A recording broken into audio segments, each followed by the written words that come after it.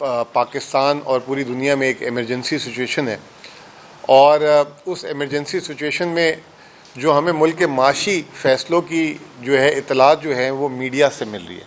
अभी थोड़ी देर आने से पहले मैंने एक निजी चैनल में देखा कि वज़ीर आज़म साहब ने फ़ैसला किया है कि 100 अरब रुपए तरक्याती अखराजात से कटौती होगी।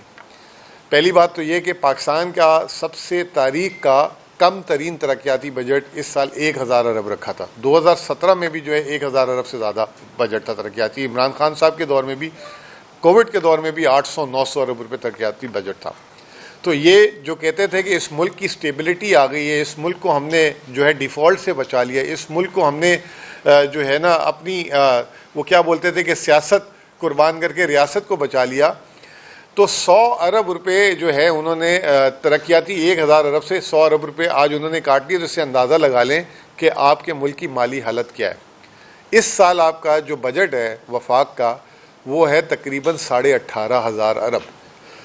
18,500 अरब के बजट में वाला मुल्क जो है वो एक हफ्ते की जो 23 अरब रुपए, और जो मेरी कैलकुलेशन है हुकूमत कहती है कि उन्होंने 2 हफ्तों में एक कम 70 अरब रुपए अवाम को सब्सिडी दे दी है। तो वो मेरे ख्याल से तो पहले तो वो गलत दावा है।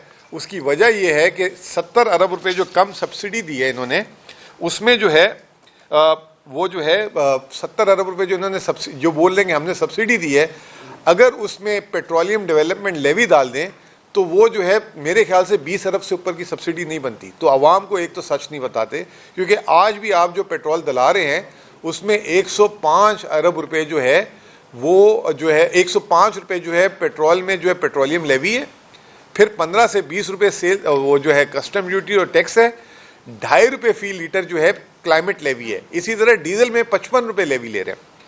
तो ये कहते हैं कि माशी हम स्टेबिलिटी ले आए। हाल ये है कि अभी ये जो हर महीने सूबों को जो है रकम मिलती थी, ट्रांच मिलती है, जैसे हमें भी किस्त मिलती है। अब मैं फिगर नहीं बोल सकता आपके सामने, समझ लें कि तकरीबन हमें 50 से 60 अरब रुपए जो 15 तारीख को जो हमें किस्त मिलनी थी उससे हुकूमत से कम मिले। तो इससे आप अंदाज़ा लगा लें कि मीशत का हाल है। बताया कि आते हुए मैंने जो है मीडिया से यही सुना कि ऐवान सदर में एक मीटिंग हो रही थी, जिसमें बड़ी अफसोस की बात यह है कि ऐवान सदर में जो है सिर्फ सिंध के वज़ीर आला और वफाकी नुमाइंदे और जो है वज़ीर आज़म मुलाकात कर रहे थे कि NFC में, क्योंकि मुल्क में हालात बहुत ख़राब हैं, तो NFC की कटौती पे जो है मामलात, और अगर सिंध राज़ी हो जाता है तो हम जो है NFC की कटौती कर देंगे। CM साहब, ये शायद अभी आपको भी अभी मेरे से पता लगी हो या आपको मुझे नहीं पता, तो ये जो है वहाँ पे सदर साहब को जो है मनाने के लिए वज़ीर आज़म साहब के नुमाइंदे और वज़ीर आला सिंध जो है उनसे परमिशन लेने गए हुए थे। पहली बात तो ये है कि आप जो है जो 19,000 अरब रुपए जो आपका बजट है, उसमें 2 सूबे जो सबसे बड़े हैं पंजाब और सिंध, इनको मिला के 78% जो सूबों को पैसा मुंतकिल होता है 78% इन दोनों के पास जाता है। अगर आपने कुर्बानी मांगनी है तो फिर उन्हीं 2 से मांगे, क्योंकि CM साहब ने जैसे बताया, जुनैद अकबर साहब ने जैसे बताया कि हम तो कुर्बानी दे दे के जो है थक चुके हुए हैं।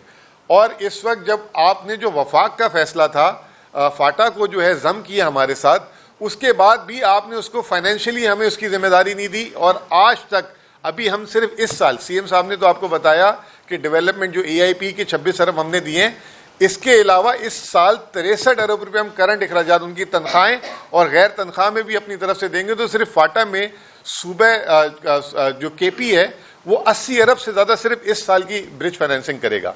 तो बराए मेहरबानी हमारा एक तो हुकूमत से गुजारिश है कि अच्छी बात है कि आप जो है वज़ीर आला सिंध से, सदर ज़रदारी साहब से, और इसमें वज़ीर आला पंजाब को भी बुला लें, क्योंकि यही 80% वसाइल इस मुल्क के जो है इन 2 सूबों में जाते हैं, जिसमें डिविजिबल पूल में हमें बिला वजह का बदनाम किया हुआ है कि जी NFC में सारे सूबे ले जाते हैं, सारे सूबे ले जाते हैं। हमें और बलूचिस्तान को मिला के 22-23% भी नहीं, हमें तो 14.62% मिलता है और बलूचिस्तान को 9% मिलता है। तो ये जो है मिला के 23% है, 77% इन 2 सूबों को जाता है। और इसके अलावा सारी टैक्स बेस भी वहीं है, सनद भी वहीं है, ये तमाम चीज़ें वहीं हैं।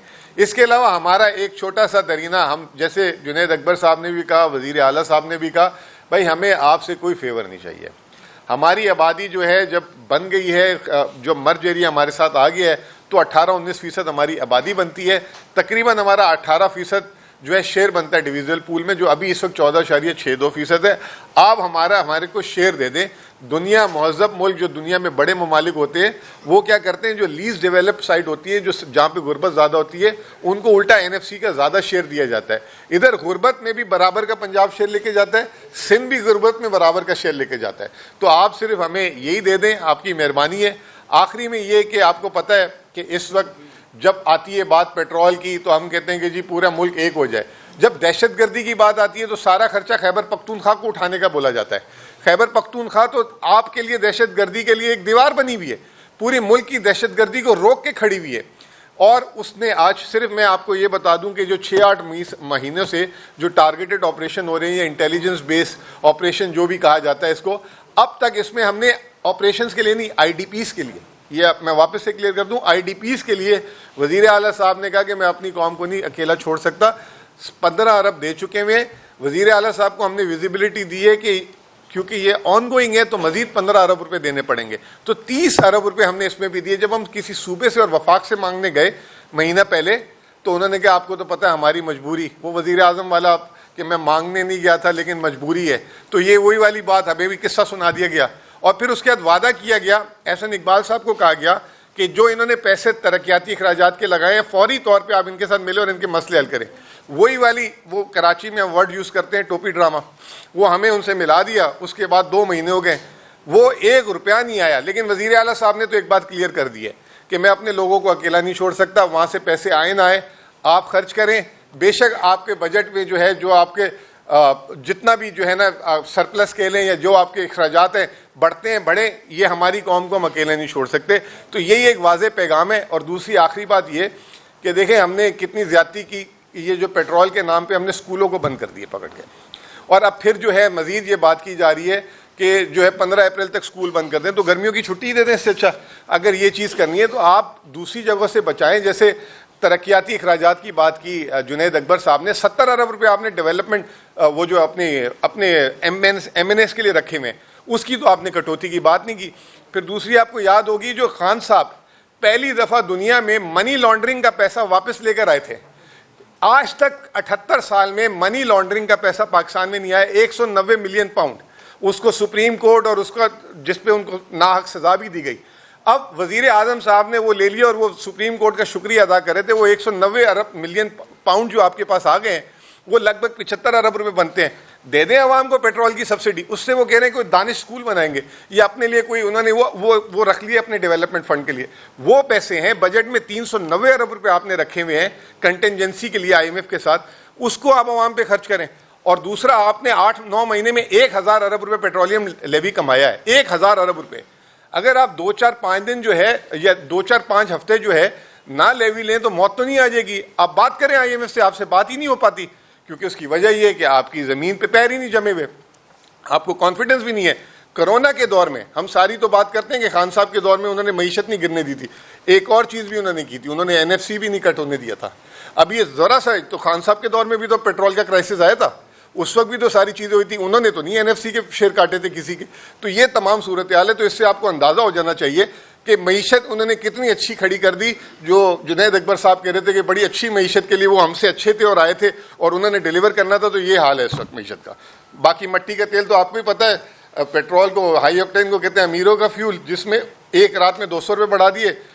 और दूसरी तरफ जो है मट्टी के तेल जो है 430 रुपये लीटर, डीजल से और पेट्रोल से भी महंगा। तो इससे आप अंदाजा लगा लें कि आवाम की इनको कितनी फिक्र है। One by one Mohammad Ali साहब बोल टीवी से, अच्छा वज़ीर साहब ये बताइएगा कि एक जानिब इस्लामाबाद हाई कोर्ट का हुक्म आया कि जो नया मेडिकल बोर्ड तश्कील किया गया है वो फैमिली को इत्मीनान मिलेगा और जो भी फर्दर खान साहब का प्रोसीजर होगा उसके फैमिली या मुतल्ला को आगाह किया जाएगा। तीसरा प्रोसीजर हुआ इसके तीसरे दिन, लेकिन नहीं बताया गया। बज़ाहिर यही लग रहा है कि मुलाकातों पर पाबंदी रहेगी और खित्ते की जो सूरत हाल है उस पैराए में पाकिस्तान तहरीक इंसाफ को बाहर नहीं निकलने दिया जाएगा।